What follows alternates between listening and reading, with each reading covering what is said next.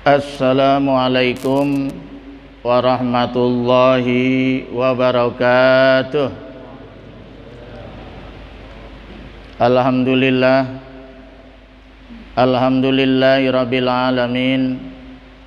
Wassalatu wassalamu ala asyrafil anbiya'i wal mursalin Sayyidina wa habibina wa syafi'ina wa qurrati ayunina wa maulana Muhammadin wa ala alihi wa sahbihi ajmain. Qala Allah ta'ala fi kitabihil karim, a'udzu billahi minasy syaithanir rajim. Syahrul Ramadan allazi unzila fihil Qur'an hudan linnasi wa bayyinatin minal huda wal furqan faman syahidu minkumus syahra falyasum. Wa qala Rasulullah sallallahu alaihi wasallam, asyamu li wa ana ajzi bih. Ai kama qala Rasulullah sallallahu alaihi wasallam, Rabbi israh li sadri wa yassir li amri wahlul 'uqdatam min lisani yafqahu qawli. Rabbi zidni ilman nafi'a warzuqni fahman jaida fil lail wan nahar. Allahumma faqihni fid din wa 'allimni ta'wilah. Amma ba'du, ila hadratil mukarram yang saya hormati Raisul Masjid Bapak Haji Buyung beserta keluarga yang insya Allah senantiasa dirahmati oleh Allah, amin. Yang saya hormati Ustadz Komarudin, ini orang lama di sini, bekawakan ya, dan juga Ustadz Edi selaku takmirul masjid beserta kawan-kawan, para jamaah sekalian, para tamu Allah, karena masjid adalah rumah Allah yang ada di muka bumi, yang tidak bisa saya sebutkan satu persatu, tapi insya Allah kehadiran kita pada siang hari ini di Masjid Jami Al-Furqan dicatat sebagai nilai ibadah di sisi Allah Subhanahu wa taala. Amin ya rabbal. Izinkanlah Al-Fakir, saya akan menjelaskan selintas tentang masalah puasa. Puasa itu sebetulnya kalau bahasa Arabnya as-saum atau as-syam. Jadi puasa itu berasal dari bahasa Arab. Secara etimologi atau secara lughah berasal dari kata-kata soma yasumu sauman wasiyaman. Jadi boleh saumur Ramadan, boleh juga siyamur Ramadan, sama bimaknan wahid. Di dalam hadis itu juga sama, ada yang saum, ada juga yang siyam. Di dalam Al-Quran misalnya, ya ayyuhalladzina amanu kutiba alaikumus siyam, bukan saum. Tapi dalam hadis yang lain itu menggunakan saum, ya, saumur Ramadan. Jadi maknanya sama saja. Adapun puasa secara terminologi, ya secara syar'an, menurut para ulama fikih, fuqaha, bahwa puasa itu adalah al-imsak anil akli wa syurbi wa jami'il muftirat jami'an nahar. Itu menurut konsep para ulama fikih.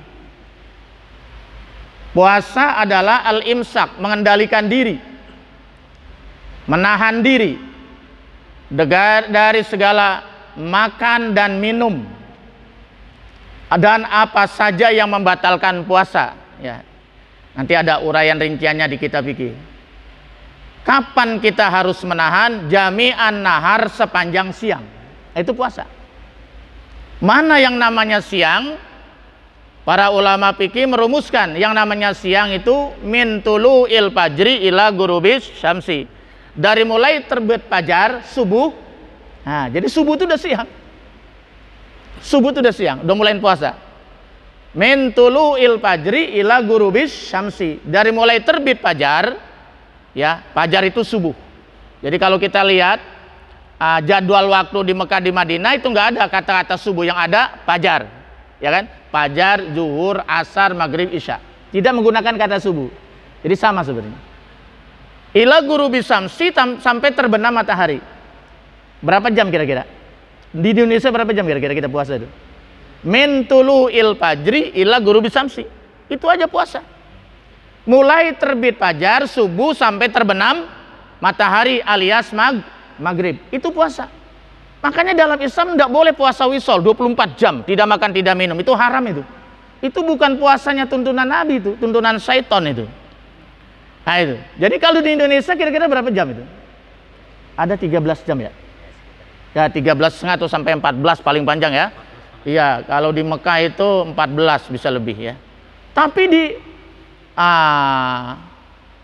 Rusia itu bisa sampai 18 jam. Subhanallah ya. Kita bersyukur nikmat sekali tinggal di Indonesia. Begitu kita ngelihat ke atas, matahari sepanjang siang, betul? Kita ngelihat malam hari, bulan kelihatan. Tapi di Eropa, di Inggris, itu di Eropa sampai 20 jam puasa. Kira-kira kuat nggak gitu? Bahkan Swedia katanya itu sampai berapa itu?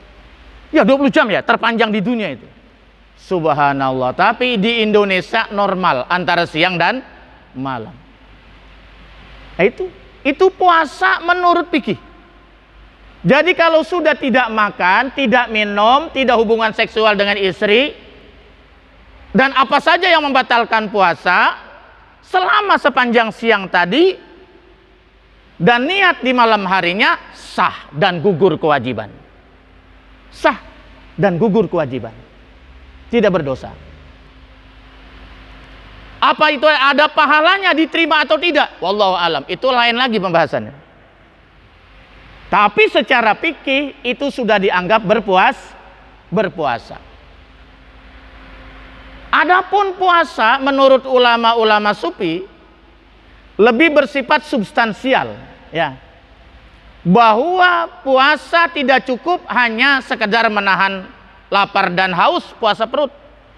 Tapi juga puasa menurut mereka adalah al-imsak anil jawari minal ma'asi. Menahan seluruh panca indera kita dari segala perbuatan maksiat. Artinya bahwa panca indera kita juga berpuasa, tidak hanya perut yang berpuasa. Nah, oleh karena itu di dalam kitab Duros saya baca, puasa itu ada 3 derajat, ada 3 tingkatan, ada 3 derajat. Yang pertama namanya saumul awam, puasa kebanyakan, ya. Kepuasa kebanyakan orang. Kalau sudah tidak makan, tidak minum secara zahir ya, dan apa saja yang membatalkan puasa dari mulai subuh sampai maghrib, maka sah puasanya. Sudah dianggap berpuasa. Tapi kalau puasa model begini, kira-kira anak SD bisa nggak? Bisa berpuasa. Anak SD saja bisa berpuasa. Yang belum akil balik saja sudah bisa berpuasa. Kalau puasa semacam itu. Yang kedua namanya saumul khawas, puasa yang khusus spesial, setingkat lebih tinggi derajatnya. Mudah-mudahan kita termasuk golongan ini insyaallah, amin. Nah, puasa ini bukan hanya menahan lapar dan haus, bukan hanya puasa itu adalah puasa perut, tapi juga panca indera kita harus berpuasa. Mata harus berpuasa, tidak boleh melihat hal-hal yang tidak diridhoi oleh Allah Subhanahu. Tangan harus berpuasa, tidak boleh mengambil yang bukan haknya. Kaki harus berpuasa, tidak boleh melangkah kepada hal-hal yang tidak diridhoi oleh Allah. Telinga juga harus berpuasa, tidak boleh mendengarkan suara-suara yang diharamkan oleh Allah, ghibah, fitnah dan sebagainya. Mulut juga harus berpuasa, lisan kita tidak boleh berkata-kata bohong, fitnah, ghibah dan semacam-macam. Nah, kalau sudah semacam puasa semodel begini, inilah puasa yang insya Allah punya nilai di sisi Allah Subhanahu wa ta'ala. Yang ketiga, namanya shaumul khawasul khawas. Shaumul khawasil khawas, puasa yang khusus di atas khusus, VIP. Rasanya kita belum sampai kemarin ini. Bukan hanya perut yang berpuasa, bukan hanya panca indera yang berpuasa, tapi pikirannya pun berpuasa, hatinya pun berpuasa. Shaumul qalbi wal fikri, pikirannya selalu berzikir, berpikir tentang Allah, berpikir tentang kebesaran Allah, mengingat Allah. Hatinya pun selalu berzikir kepada Allah Subhanahu wa ta'ala. Masya Allah ya. Tapi mudah-mudahan paling tidak kita bisa pada tingkatkan kedua, yaitu shaumul khawas, bahwa kita tidak hanya puasa perut, menahan lapar dan dahaga, tapi juga puasa kita adalah menahan dari segala perbuatan dosa, maksiat kepada Allah Subhanahu wa ta'ala. Para shaimin yang insya Allah dirahmati oleh Allah Subhanahu wa ta'ala. Kemudian di dalam sebuah hadis Rasulullah Sallallahu Alaihi Wasallam, saya kutip dari kitab Jawahirul Bukhari. Nah, itu kitabnya. Di ujung hadis ini berbunyi sebagai berikut: as-siyamuli wa ana ajzibih wal hasanatu bi asri amsalihha. Bahwa puasa itu milik aku, kata Allah. Puasa itu adalah milik aku yang memerintahkan. Wa ana ajzibi, dan akulah yang yang membalasnya langsung nanti di akhirat. Subhanallah, luar biasa. Apa yang dimaksud daripada asyamuli wa ana ajzibi? Di sini dijelaskan laisa li shaim fihi hazun wa sitrun baini wa baina ibadi yaf'alunahu khalisan liwajhi. Bahwa ibadah puasa ini tidak ada batas, tidak ada tirai antara Allah dengan hambanya. Jadi ibadah puasa ini ibadah rahasia. Imam Al-Ghazali mengatakan bahwa ibadah puasa ini termasuk ibadah sirriyah, ibadah rahasia. Rahasia siapa? Kita dengan Allah Subhanahu wa ta'ala. Siapa saja bisa dibohongi, ustadz bisa dibohongi, ngaku puasa padahal tidak puasa. Betul, betul. Suami bisa dibohongi, istri bisa dibohongi, siapa saja bisa dibohongi. Tetapi Allah tidak bisa dibohongi, dirinya tidak bisa dibohongi. Ada sebuah kisah. Kisah ini saya kutip dari Ketua Majelis Ulama yang sekarang jadi Wapres. Beliau bercerita, ada seseorang, gak usah sebut namanya, ada seseorang pegawai, waktu jam istirahat siang, biasa sahur, di rumah sahur, dengan istrinya sahur, bareng dengan keluarganya. Begitu dia kerja, siang, sudah terasa lapar kan? Nah, malam mulut sudah mulai berubah baunya. Tapi jangan takut bahwa bau mulut yang tidak sedap itu nanti di akhirat di sisi Allah bagaikan minyak kasturi. Makanya di sini ada pendapat menurut Imam Syafi'i, kalau sebelum zawal, sebelum matahari tergelincir masuk zuhur, sunnah mustahab gosok gigi, bersiwak. Tapi kalau sudah zawal, masuk tergelincir matahari, berarti udah masuk zuhur, hukumnya makruh. Kenapa? Biarin mulut kita berubah, biarin mulut rasanya berubah, karena ini sebuah saksi nanti di akhirat di hadapan Allah bahwa baunya nanti bagaikan minyak kasturi ya di sisi Allah Subhanahu. Daripada mulut bau wangi makanya disemprot tapi tidak puasa kepada Allah. Masya Allah ya. Itu. Tapi ada yang berpendapat, ulama besar Al-Imam An-Nawawi, ini juga termasuk pengikut Imam Syafi'i, mengatakan walaupun pada zawal boleh-boleh saja gosok gigi, tetap mustahab. Ini saudara-saudara sekalian. Jadi bahwa Begitu dia istirahat, makan bakso, ya kan sekarang warung itu kan kelihatan kakinya doang, betul nggak? Warteg cuman kelihatan kakinya doang, badannya nggak kelihatan, betul nggak? Dia makan bakso 2 mangkok karena lapar, akhirnya pulang sore, sampai di rumah masuk angin, dikerokin oleh istrinya. Begitu dikerokin, muntah uger, keluar bakso 1 mangkok tuh keluar. Kata istrinya, abang nggak puasa ya bang ya?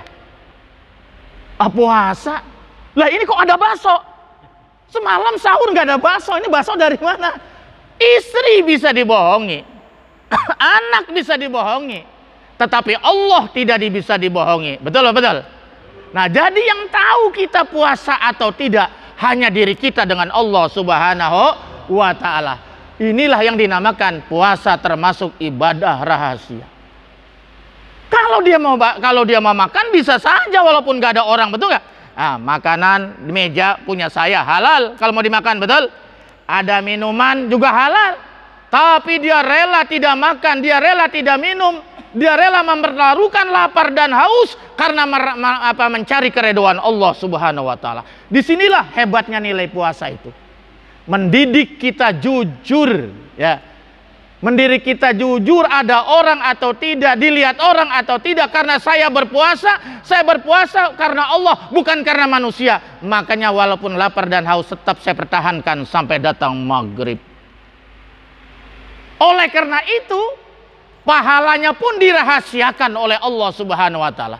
Puasa adalah milikku, aku nanti yang akan beri pahala langsung di hadapan nanti di akhirat. Berapa nilainya? Nabi nggak tahu, dirahasiakan oleh Allah Subhanahu wa ta'ala.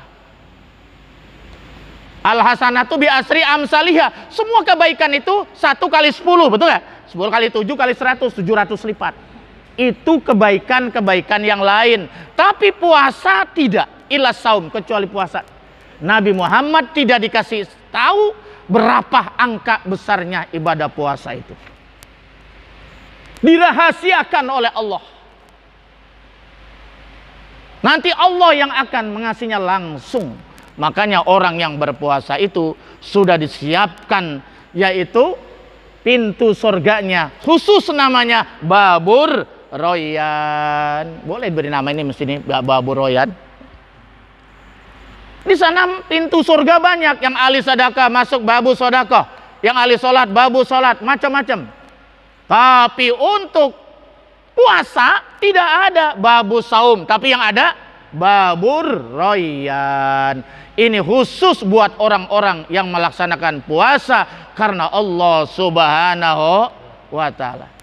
Tapi apakah semua puasa kita ini diterima oleh Allah? Nah, wallahu alam. Makanya kita selalu berdoa di dalam doa witir, Allahumma taqabbal minna sholatana wa siyamana, betul? Wa qiyamana wa ruku'ana wa sujudana wa tadaru'ana. Malah di ujungnya wa tamim taksirana, dan sempurnakanlah ibadah kami. Minta supaya diterima. Sholat kita diterima, puasa kita diterima, betul nggak doa witir itu?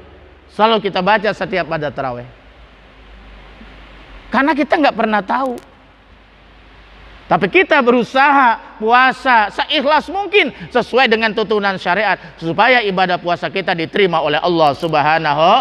Karena ada dalam sebuah keterangan hadis, ini sangat populer, mungkin kalian sudah sering mendengar, kam min shaimin laisa lahu min siyamihi ilal ju wal atas. Dalam hadis yang lain bukan kam min shaimin tapi rubba shaimin. Tidak sedikit orang yang secara zohir berpuasa. Dia bangun sahur, karena sahur itu sunnah ya. Tasaharu fa inna fi sahur barokah. Jangan sampai enggak sahur walaupun sedikit. Bersahurlah karena sahur itu berkah. Sunnahnya kira-kira 50 ayat baca Quran. Ya kira-kira jam 4 lah ya. Sahur jam 4. Dan di situ diperbanyak istighfar. Ya. Jadi di waktu sahur itu yang paling dianjurkan ibadah memperbanyak istighfar. Ya, perbanyak istighfar. Astagfirullahaladzim, astagfirullahaladzim wa atubu ilaih. Sambil duduk boleh, sambil berdiri boleh, sambil berjalan boleh. Ya, jadi separohnya istighfar, separohnya kita sahur. Jangan sampai enggak istighfar. Perbanyak istighfar di waktu sahur, itu ibadah yang sangat dicintai oleh Allah Subhanahu Dia makan sahur, dia juga siang menahan lapar dan haus, dia juga jalannya lemes, kalau memang tandanya itu. Dia juga berludah, ya kan? Nah, orang berbuka puasa, dia berbuka puasa, tapi apa kata Nabi di dalam hadisnya? Kamin so'imin laisa lahu min siyamihi lal juwal atas. Tidak sedikit secara zohir dia mereka itu berpuasa di dunia, tetapi di hadapan Allah tidak mendapat pahala apa-apa, tidak dapat nilai apa-apa, kecuali cuman lapar dan haus, dahaga. Masya Allah, rugi bener ya. Padahal bulan Ramadan ini yang kita nanti-nantikan, betul. Ini bulan yang sangat istimewa, tamu yang sangat istimewa, yang diberikan khusus buat umatnya Nabi besar Muhammad Sallallahu Alaihi Wasallam. Apa salah satu kemuliaan bulan Ramadan? Dijelaskan karena di bulan Ramadan itu amal ibadah wajib, apa amal ibadah sunnah pahalanya sama dengan wajib. Amal ibadah wajib dilipat gandakan. Tidak pernah terjadi kecuali di bulan Ramadan. Jadi di bulan Ramadan jangan hanya rutinitas mengerjakan wajib-wajib, itu mah udah biasa. Ibadah wajib memang harus dikerjakan, tapi ditambah dengan memperbanyak sunnah. Sholat sunnahnya diperbanyak, yang tidak pernah ngerjakan qobliyah dikerjakan, yang tidak pernah ngerjakan sholat sunnah ba'diyah dikerjakan, yang tidak pernah duha dikerjakan, betul nggak? Subhanallah. Karena apa? Karena ibadah sunnah pahalanya setara dengan ibadah wajib, dan itu hanya terjadi di bulan Ramadan. Nah, kalau ibadah wajib ibaratnya dagang modal. Kalau ibadah sunnah ibarat dagang untungnya. Betul, betul. Nah, kita lanjutkan. Kemudian, kenapa bahwa berpuasa tapi ditolak oleh Allah Subhanahu wa taala? Kenapa bisa begitu? Nah, karena puasa itu tadi saya sudah katakan tidak sekedar menahan lapar dan haus, tapi puasa itu adalah juga kita harus puasa secara moral, ya. Kita harus puasa secara moral. Ada beberapa hal yang dapat merusak nilai puasa itu. Ada 5 dalam hadis Rasul, itu ada 5. Satu asya. Ada 5 tuhbitu sauma yang dapat merusak puasa. Ada 5 tuh. Secara moral ya, ada 5. Itu. Aitubtilu sawabah. Maksudnya bukan membatalkan puasa. Kalau membatalkan puasa itu berarti secara ilmu fikih, ya. Nah, tetapi yang dimaksud di sini karena tinjauannya moral, akhlak, berarti bimana tubtilu sawabah, yang dapat membatalkan pahala puasa. Jadi pahala puasanya ditolak oleh Allah, tidak punya nilai. Ibarat orang ujian kan naik kelas itu nilainya 0. Nauzubillah summa nauzubil. Ini ada 5, perlu diingat ini. Ya.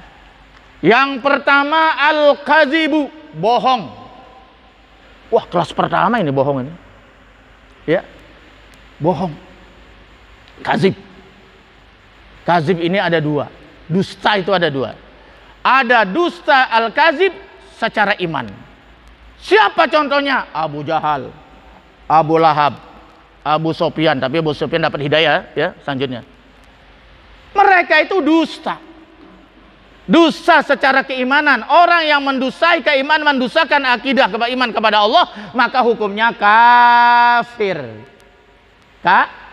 Kafir. Tapi ada juga dusta itu secara moral.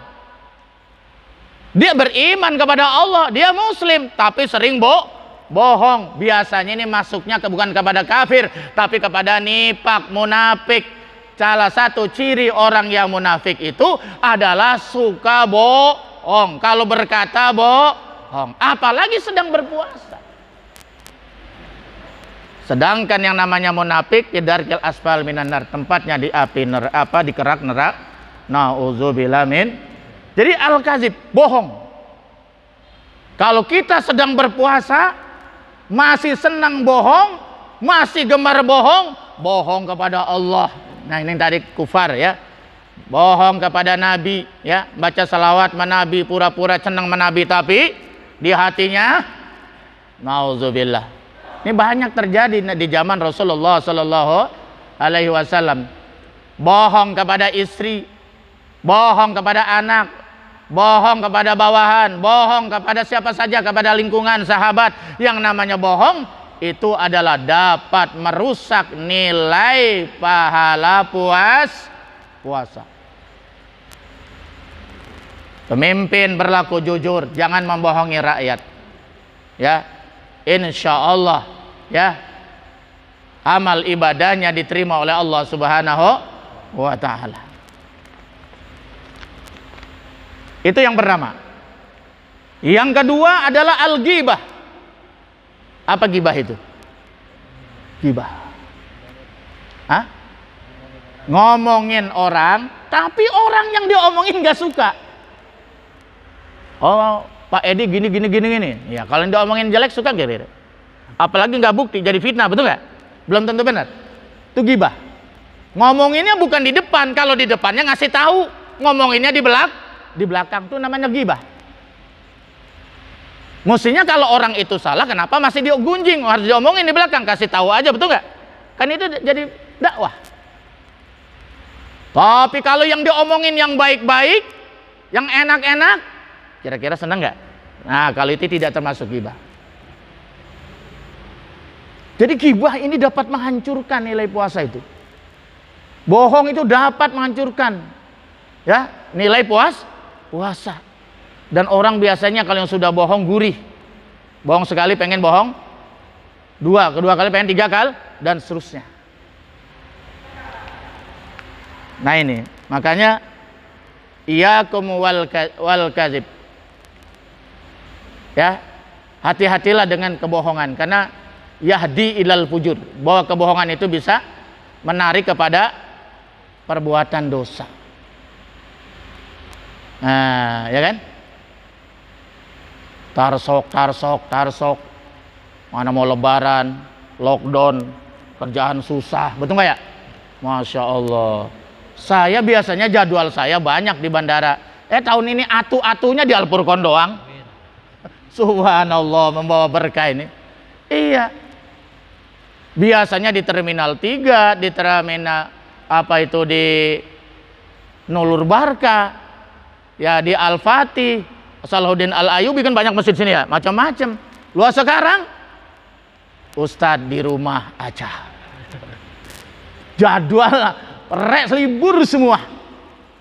Masya Allah, ya, luar biasa. Utang udah 3 mulut, udah 7 lebaran, mau pulang kampung gak punya duit, mana gak boleh lagi ya, ditagih tarsok. Ini dapat merusak nilai, dapat merusak nilai pahala puasa kita. Hanya mengubar janji tapi penuh dengan kebohongan, betul nggak? Jangan, saudara-saudara. Iya, katakan iya, kalau ada kadang-kadang tidak, katakan tidak. Jadi kejujuran. Jadi puasa ini sangat mendidik kejujuran kita. Jujur kepada Allah, karena puasa ini memang kita sangat dididik kejujuran. Kenapa dikatakan kejujuran? Buktinya kita, Masya Allah, yang tahu puasa atau tidak diri kita hanya kita dengan Allah Subhanahu wa Ta'ala. Ghibah ini dapat merusak. Terus yang ketiga, an-namimah. Apa an-namimah ini? Ngadu domba. Wah, kalau sekarang apa namanya itu? Ngadu domba itu apa? Ya semacam kayak apa itu kalau di sosial media itu, apa namanya itu? Berita bohong, apa namanya itu? Hoak, ya gitu kan? Waduh, bisa menimbul fitnah itu, dibikin-bikin, direkayasa itu. Bukan hanya ghibah, itu kalau tidak sesuai dengan fakta bisa fitnah sebenarnya, betul nggak? Al fitnatu asyaddu minal qatl. Fitnah itu lebih besar dosanya, lebih berat daripada pembunuh. Kalau dibunuh orang sekali merasakan sakit, tapi kalau difitnah berhari-hari, berbulan-bulan mungkin belum tentu sembuh. Dan ini pun dapat merusak pahala puasa kita. Al-yaminul ghamus, yang keempat, sumpah palsu. Demi Allah, demi Allah. Bahkan sampai demi langit dan bumi lagi, kan haram itu begitu. Demi Rasulullah, nggak usah, demi Allah saja. Wallahi, demi Allah. Ini kena kiparat sebetulnya. Itu kalau kita sumpah demi Allah, kita langgar, nggak dilaksanakan, tidak dibuktikan dengan kebenaran, itu kena kiparat itu. Dengan puasa itu, jangan sembarangan itu. Ya. Jadi jangan biasakan sumpah palsu. Yang terakhir, yang kelima, wan nazru bi syahwat, memandang dengan syahwat. Yang dipandang bini orang lagi, bukan bini sendiri. Ya, kalau bini sendiri semendingan ya. Jadi mari kita libur dulu mata kita ya. Jangan memandang hal-hal yang memancing syahwat. Yang biasanya mama YouTube dibuka itu yang porno, sekarang bukalah ayat-ayat Al-Qur'an. Bukalah itu YouTube ya, video-video dakwah. Insya Allah dengan cara ini ya, insya Allah nilai puasa kita terpelihara dan punya nilai di sisi Allah Subhanahu wa Ta'ala. Karena sayang kalau sampai kita puasa 1 bulan penuh, bukan hal yang sedikit itu. 14 jam kali 30 hari misalnya kan, bukan waktu yang sedikit. Ternyata di akhirat nanti sia-sia, nggak ada pahalanya sama sekali. Nauzubillah min. Nah, oleh karena itu bukan hanya perut kita yang berpuasa, mari panca indera kita pun harus kita berpuasa. Bukan hanya menahan lapar dan haus serta syahwat, tapi juga menahan dari segala bentuk kemaksiatan. Ya, mudah-mudahan ya kalau kita istiqomah, Allah wafatkan kita dalam keadaan husnul. Emang ada yang lebih penting daripada husnul khotimah nih manusia? Tidak ada. Makanya lembaran doa di situ ada doa husnul khotimah, ada doa dajjal di situ, macam-macam itu. Masya Allah, kenang-kenangan dari saya itu. Manusia itu apapun jabatannya ditentukan nanti endingnya di saat dia menghadap Allah, su'ul khotimah atau husnul khotimah. Walaupun jabatannya tinggi luar biasa, menguasai seluruh daratan Mesir, Fir'aun, tapi matinya kafir. Apa artinya sebuah jabatan? Betul? Su'ul khotimah. Kekayaan yang luar biasa, tapi matinya ditenggelamkan di perut bumi. Apa artinya sebuah kekayaan? Tidak bisa menolong dia sama sekali. Mati su'ul khotimah. Qarun. Jabatannya jenderal, tapi matinya su'ul khotimah. Contohnya Haman, pasukan militernya Raja Fir'aun. Nauzubillah min. Jadi mudah-mudahan kita istiqomah. Jadi kalau pengen meninggal husnul khotimah, syaratnya istiqomah dan mudawamah. Itulah amalan yang paling dicintai oleh Allah Subhanahu wa Ta'ala. Orang yang senantiasa istiqomah memakmurkan masjid, insya Allah Allah wafatkan dalam keadaan husnul khotimah. Orang yang senantiasa ibadah tidak angin-anginan terus menerus, maka insya Allah juga Allah wafatkan dalam keadaan husnul khairul a'mal adwamuha wa in qala. Kata Nabi, amalan yang paling dicintai oleh Allah itu adalah yang terus menerus istiqomah, mudawamah, walaupun sedikit. Sholat duha cuman 1 salam tapi tiap hari dikerjakan, lebih bagus daripada 12 rakaat tapi setahun sekali. Ibarat pisau mah udah nggak tajam itu. Betul? Sholat tahajud walaupun hanya 1 salam 2 rakaat, lebih bagus tapi dikerjakan setiap malam misalnya, daripada sholat 8 rakaat tapi sebulan sekali. Jadi istiqomah itulah, mudawamah itu yang insya Allah dijaga hati kita, dijaga langkah kita, hidup kita, sehingga nanti endingnya di saat kita menghadap Allah, Allah wafatkan dalam keadaan husnul khotimah. Makanya di situ ada doanya. Coba dilihat di situ, ya Allah biha, ya Allah biha, ya Allah bihusnil khotimah. Baca setiap pada sholat 3 kali minimal ya. Ya Allah biha, ya Allah biha, ya Allah bihusnil khotimah. Doa ini jangan habis sholat nggak berdoa. Allah sangat senang orang yang banyak berdoa, orang yang banyak minta kepada Allah Subhanahu wa Ta'ala. Berarti dia mengakui kebesaran Allah, dia mengakui dirinya lemah, dirinya miskin, dia butuh kepada Allah Subhanahu wa Ta'ala. Tapi orang yang habis sholat nggak pernah berdoa, Allah benci, Allah tidak suka, karena Allah menganggap orang itu tidak butuh kepada Allah Subhanahu wa Ta'ala. Doa muhul ibadah. Doa itu adalah otaknya, doa itu adalah intisarinya ibadah. Doa silahul mu'min, doa itu adalah senjatanya orang. Kalau pengen selamat hidup dunia akhirat, jangan pernah lupa dengan doa. Mau tidur kita doa, bangun tidur kita berdoa, keluar rumah berdoa, di mana saja berdoa. Karena itulah senjata kita. Insya Allah. Dari corona pun kita banyak berdoa, baca banyak selawat, doa, insya Allah diselamatkan oleh Allah Subhanahu wa Ta'ala. Tidak akan itu virus corona akan mengenai diri kita kalau tidak atas izin Allah Subhanahu wa Ta'ala. Amin ya robbal. Terus itu yang kedua, Allahumma inna nas'aluka husnal khotimah wa na'udzubika min su'il. Ya Allah, kami minta yaitu mati dalam keadaan husnul khotimah, dan kami minta perlindungan dari su'ul khotimah, jelek endingnya, lagi nyekek botol mati, Lagi bohong, mati. Lagi judi, mati. Itu namanya su'ul khotimah. Tapi kalau husnul khotimah, insya Allah kalau kita terus ibadah ikhlas mudawamah, ya kita jadikan kebiasaan yang baik itu, maka kebiasaan baik itu nanti kita diwafatkan dalam keadaan yang baik itu. Orang yang rajin sholat, insya Allah diwafatkan dalam keadaan sholat. Orang yang sering baca Quran, mudah-mudahan diwafatkan dalam keadaan membaca. Orang yang sering bersedekah, mudah-mudahan dia sedang bersedekah atau habis bersedekah, diwafatkan oleh Allah Subhanahu wa taala. Alhamdulillah. Amin ya robbal alamin. Nah, terus yang terakhir itu doa sulhul khotimah ada 3. Allahumma ini apa Allahumma inna di situ? Coba lihat. Allahumma ini Allahumma inna.